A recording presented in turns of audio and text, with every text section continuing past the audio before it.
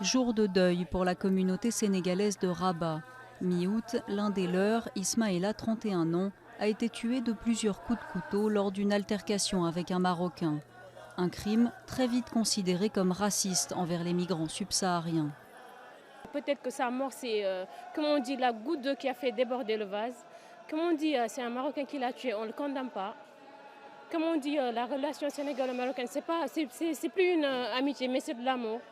Mais au fait, on remarque ces temps-ci qu'il y a trop d'agressions vis-à-vis les Noirs. D'après les ONG locales, plus de 20 000 clandestins seraient dans le pays.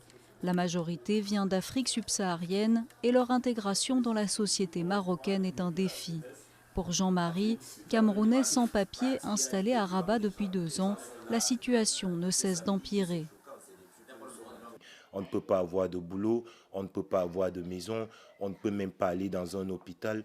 On ne peut rien faire ici au Maroc. Tout ce que nous sommes en train de vivre au Maroc, c'est la prison.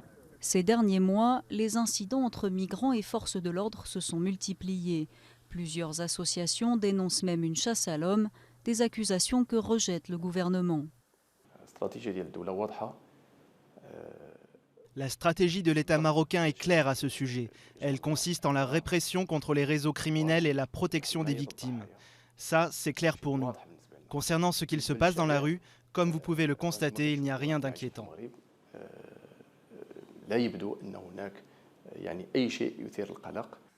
De son côté, l'Union européenne assure suivre la situation de près, alors que la plupart des clandestins sont dans l'attente d'un hypothétique passage vers l'Europe. À mon avis, la plus grave erreur qu'on pourrait faire serait de prétendre que le problème n'existait pas ou qu'il n'était pas sérieux. Dans les rues de Rabat, ils sont nombreux, clandestins ou non, cireurs de chaussures ou vendeurs, à espérer une vie meilleure. Mais depuis début 2013, plus de 6 000 d'entre eux ont déjà été expulsés du pays.